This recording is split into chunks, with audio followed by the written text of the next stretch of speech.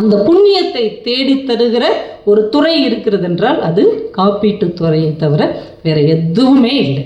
நீங்கள் அதில் கரெக்டாக இருந்துட்டீங்க அப்படின்னா உங்கள் பிள்ளைங்களுக்கு நீங்கள் எதையுமே தர வேண்டாம். கண்ணதாசன் சொன்ன மாதிரி வீடு வரை உறவு, வீதி வரை மனைவி, காடு வரை பிள்ளை, கடைசி வரை காப்பீட்டு முகவர்.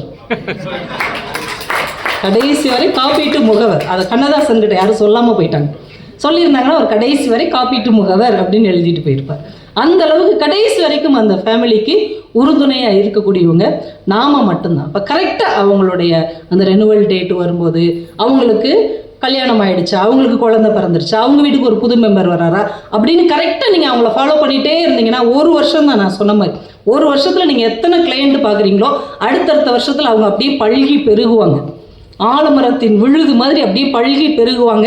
அந்த 10, 20, 50, 60 நீங்கள் வச்சுருப்பீங்க இல்லையா, அந்த கிளையண்ட் மட்டுமே உங்களுக்கு போதும். இப்போ சார் அதுதான் சொல்லிட்டு இருந்தீங்கன்னு நினைக்கிறேன், 60 பேர் 50 பேர் ஏதோ சொல்லிட்டு இருந்தீங்க.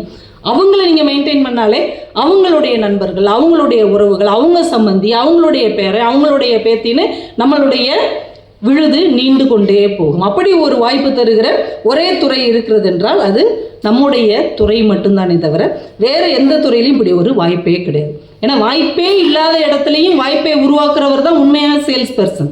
ஒரு சீப்பு தயாரிக்கிற கம்பெனியில் இன்டர்வியூ வச்சுருக்குறாங்க, நேர்முக தேர்வு. அதில் எல்லா குவாலிட்டி உள்ள 3 பேர் செலக்ட் ஆகிருக்காங்க. 3 பேர் எல்லா குவாலிட்டியோடையும் வந்திருக்கிறாங்க.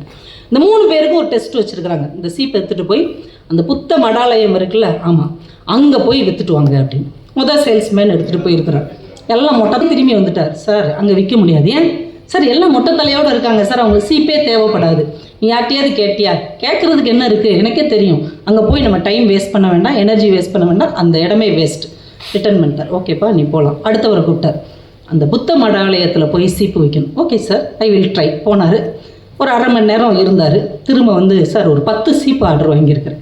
எப்படிப்பா வாங்கினேன்? இல்லை அவங்க எல்லோரும் எங்களுக்கு தேவைப்படாது, எங்களுக்குலாம் முடி கிடையாது, நாங்கள் எப்போயுமே மொட்டை தலையோடு தான் இருப்போம்னு சொல்லிட்டாங்க. இருந்தாலும் நான் சொன்ன இந்த எண்ணெய் மாதிரி வர்றாங்க இல்லையா, அவங்கள பார்க்குறதுக்கு சாமி கும்பிட்றதுக்கு வர்றாங்க இல்லையா, அவங்களுக்காக நீங்கள் ஒரு 10 சீப்பு வாங்கி வைக்கலாமே அப்படின்னு.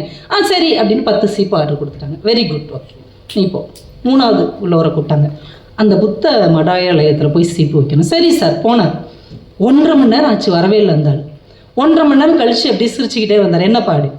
1000 சீப்புக்கு ஆர்டர் வாங்கியிருக்கேன் சார், இன்னொரு 1000 சீப்புக்கு ஆர்டர் தரேன்னு இருக்காங்க. என்ன பண்ணேன் சார்? போன உடனே கண்டுபிடிச்சிட்டேன், எல்லாம் மொட்டை தலையோடு இருக்கிறாங்க, கண்டிப்பாக சீப்பு வாங்க மாட்டேங்கிறாங்க. நம்மளால் யாரோ ஒருத்தர் ஏற்கனவே 10 சீப்பு விற்றுட்டு வேற வந்துட்டான் வர்றவங்க போகிறவங்களுக்கு. நான் யோசித்து சுற்றி பார்த்தேன் சார். எல்லா இடத்துலையும் புத்தருடைய பொன்மொழிகள் எழுதி போட்டிருந்தாங்க.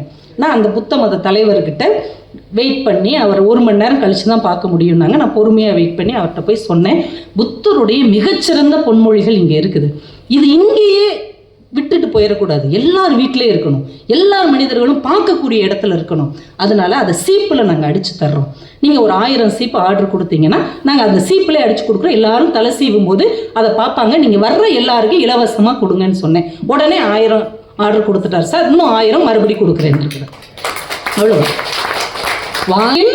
வாய்ப்பை எவன் ஒருவன் உருவாக்குகிறானோ அவன்தான் சிறந்த சேல்ஸ் பர்சன். இப்போ நம்ம எவ்வளவு வாய்ப்பு இருக்குது, வீட்டு வாசலை விட்டு இறங்கினாலே வாய்ப்பு தான். நீங்கள் யாரை சந்திச்சாலும் ரொம்ப கஸ்டமர் தானே. இப்போ சுகர் பேஷண்ட்டை போய் நீங்கள் சாக்லேட் விற்க முடியாது, வயசானவங்ககிட்ட விற்க முடியாது. எந்த பொருளை எடுத்தாலும் அதுக்கு ஒரு ரெஸ்ட்ரிக்ஷன் இருக்கும்ல, இவங்கள்ட்ட தான் கொடுக்க முடியும், இவங்கள்ட்ட கொடுக்க முடியாது. ஆனால் இன்சூரன்ஸுக்கு அப்படி இருக்குதா? பிறந்த குழந்தையிலேருந்து ஒரு 55-60 வயசு வரைக்கும் உள்ளவங்கள்ட்ட நம்ம கொடுக்கலாம் இல்லையா? அப்போ இவ்வளோ பெரிய வாய்ப்பு நம்மக்கிட்ட தான் இருக்குதே தவிர யார்கிட்டையும் கிடையாது.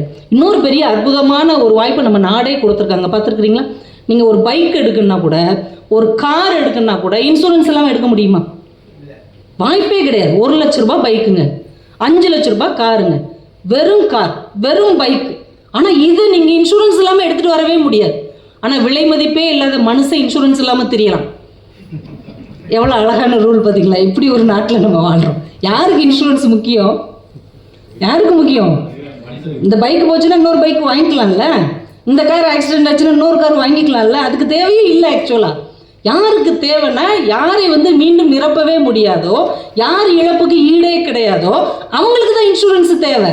ஆனால் நம்ம என்ன பண்ணி வச்சுருக்குறோம், மனுஷனை கண்டுக்கிறதே கிடையாது. நீ கேடுங்கட்டு போ, நீ இருந்தா என்ன செத்தா என்ன, ஆனால் பைக்குக்கு இன்சூரன்ஸ் வேணும், காருக்கு